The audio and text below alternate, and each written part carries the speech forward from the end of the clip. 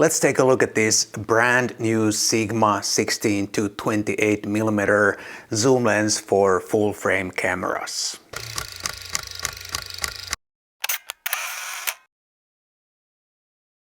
Hi guys, my name is Matti Sulanto and I'm a photographer, and this is the brand new Sigma 16-28mm F2.8 zoom lens for Sony and L-mount full frame cameras, and this belongs to Sigma's contemporary lens lineup.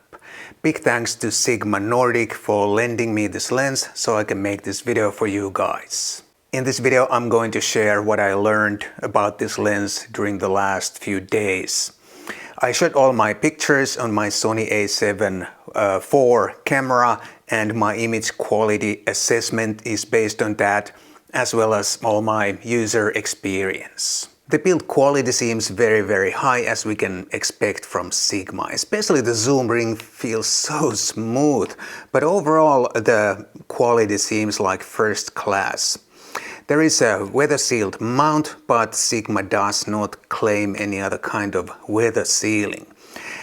Also, when it comes to the features, this lens is pretty basic. There's only the autofocus, manual focus switch on the side of the lens, but no other extra features. But it says made in Japan on the side of the lens, and that can mean a lot for some customers.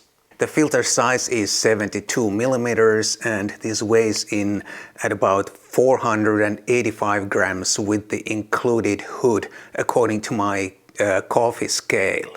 So this is quite a compact lens for such a wide angle, and it also feels like that when mounted on the camera. On my Sony a7 Mark IV, this feels super nice and balanced, but I also believe that this would feel really good on some of the even smaller full-frame cameras like the Sony a7C or the Sigma FP, especially if the FP has the optional grip.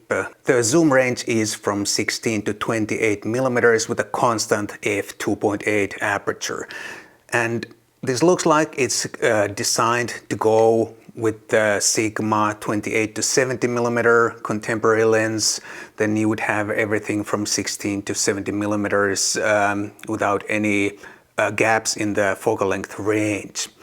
And this could also be your only street lens, for example, if you prefer a little bit more versatility than a prime lens can offer. Because the size is so compact, this would be a pleasure to carry even all day long in any kind of circumstances mounted on your camera body. When I was using this lens, I occasionally wanted to go a little bit tighter, and 35mm would have been really nice. But of course I understand that one of the reasons why this lens is so compact is that the range only covers 28mm and not to 35. And I still think the range is very practical. I guess because 35 is my all-time favorite focal length, I sometimes felt I need to go to 35. And when I talk about the optical quality, I really feel like I'm repeating myself from my previous some of my previous lens reviews, and it feels a little bit boring because this lens is really good optically, and I can't really find anything major to complain about that would somehow be relevant in real life photography. This lens is very sharp. It doesn't have any other bad habits. It doesn't even have any longitudinal chromatic aberrations, not that I can see any at least. And that is great news because those are notoriously difficult to remove in post. So all in all, very good optically, and I can't find anything major to complain about. This is a wide angle, so this is not any kind of a bokeh monster. But the bokeh that I can see looks very pleasing to my eyes. I really like those soft, round bokeh balls that I can see, and it looks really good to my eyes, and certainly very good for such a wide-angle lens. If you really want to complain about something, it's the sun stars, which look pretty average. but for my photography that's not a big deal at all, but for some it may be a big deal. The autofocus is also very fast, reliable and silent, at least when mounted on a Sony camera body. And here's a short, very short vlog test clip that I shot outside.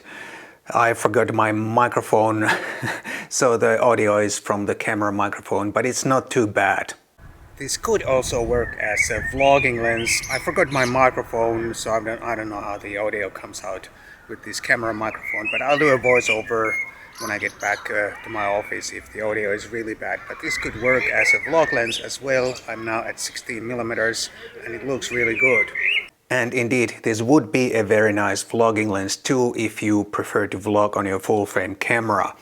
This is compact enough, and at least on Sony camera the autofocus is reliable, like I already said, and the 16mm is so wide that you don't have to pull your camera really too far in order to have some of the background in the picture as well, and not just your face. So this Sigma is a very nice lens indeed, but there is some competition too. One shot's competition is this Tamron 16-28mm F2.8.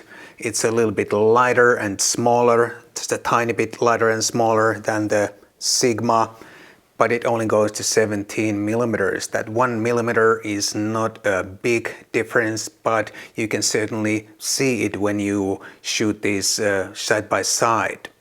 I haven't really shot any comparison pictures or compared the sharpness, but what I've seen from both lenses, I think there's very little to choose from between these two regarding the sharpness and image quality. Both lenses are very excellent lenses, and also the price is pretty much the same, $8.99 US dollars or euros. So the only real advantage with the Tamron is that it's a little bit smaller and lighter. And then of course there is the brand new Sony 16-35mm F4G.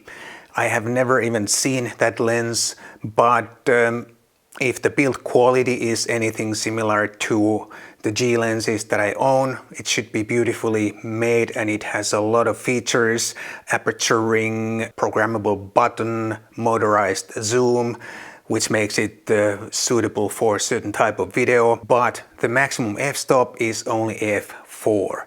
And it's also quite an expensive lens compared to this Sigma or the Tamron that I showed you.